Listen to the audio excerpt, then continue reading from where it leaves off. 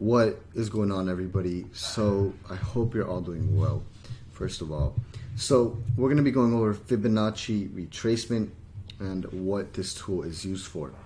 So first of all, I want to just get this over with. You've probably heard about Fibonacci before, and I'm not really going to go over the history of Fibonacci. If you want to go over the history of Fibonacci and how these levels are respected within the market, then you can do that on your own time.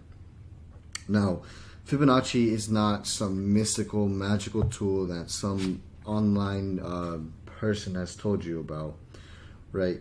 It is simply a tool in our toolbox. Fibonacci will help support our analysis and and these levels normally do get respected within the market, right? Kind of started there a little bit, but anyways, so let's talk about the key retracement levels. So the first one is the 38.20. If the market pulls back to the 38.20 and starts to reject that area, normally you're going to see a very aggressive push back up or to see new highs, right? Now, if the market, well, in this case, this is actually set up for an uptrend, so we're going to do it for an uptrend. So, new highs, right? You're going to see new highs. If it pulls back to the 50%, that is not a regular Fibonacci level. It is simply a psychological level, so you may see some consolidation, some sideways movement, you may see it actually break under and continue to go down, but normally it is just a psychological level. It is a level that is manipulated, right? So the 6180 is that kind of the inverse golden ratio. So it is the level that we tend to look out for the most, because that is the level the market seems to reject the most as well.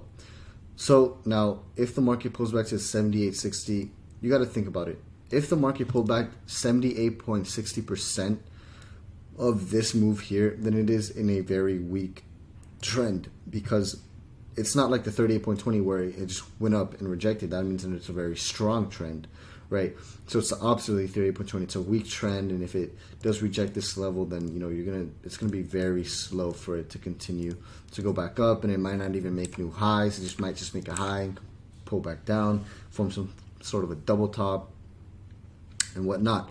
And last but not least, the 88.60 is where you're going to see the most pattern formation. So if you're enrolled in the advanced course, then I go over the setups that go along with the 88.60. You're going to see your cipher patterns, your bat patterns, everything else at this level: double tops, double bottoms, head and shoulders, inverted head and shoulders most of the time, right? So now that we've got that out of the way, let's actually talk about placement. So previously,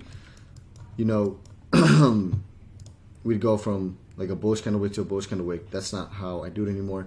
I do back test and always try to improve my trading strategy, and I found out this method is more effective. So we're going to go from the lowest point to the highest point, right? And what we're using this tool is to try and predict where the market's going to pull back to.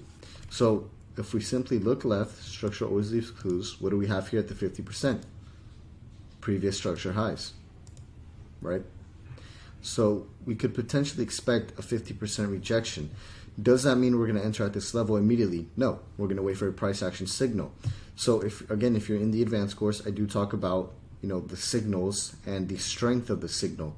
So we're going to look for a strong bullish engulfing candlestick or a strong bearish engulfing candlestick, depending on what trend you're in, right? We're going to wait for the signal. That's when we would enter, right? So this is all this tool is going to help us do, is try and predict the pullback, right?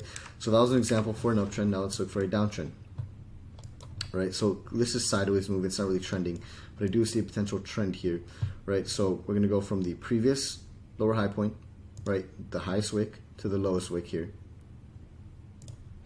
We could see it came all the way back to 6180, formed this double top pattern, then continued to go down, right? We didn't make new lows, but we simply just made a low.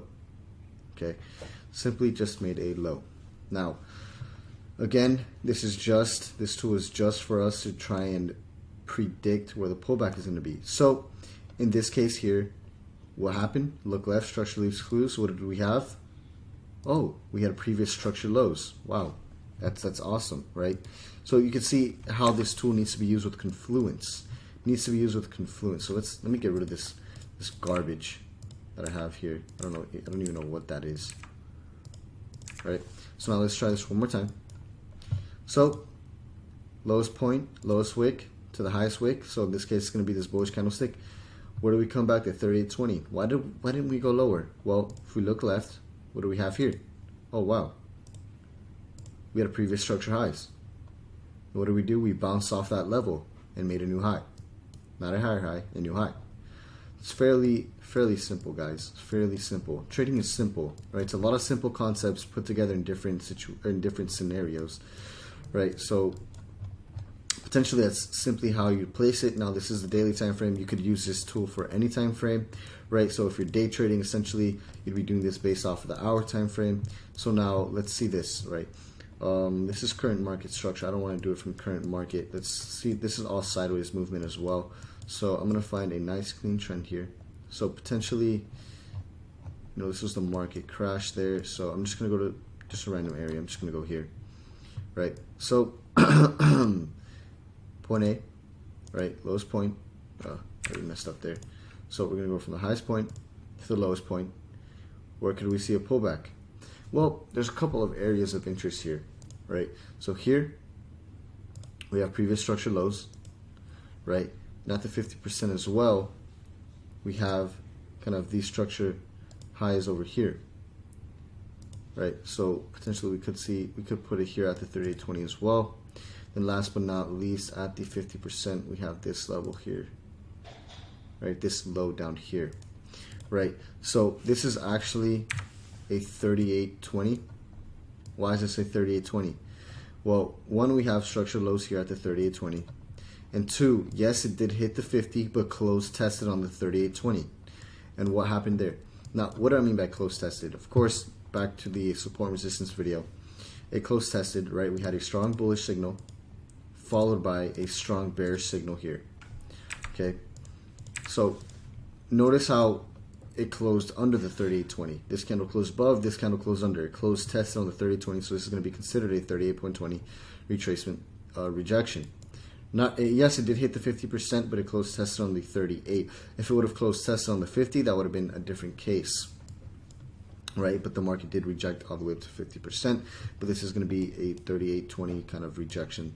So we could see how strong and aggressive that was, right? This is the daily, or this is the hour time frame. My apologies, I was about to say this is the daily time frame, right? So there's just simple placement, right? So simple placement. In the next video, we're going to be going over how to actually look for a projection of targets, right? So I will be talking to you guys in the next training video.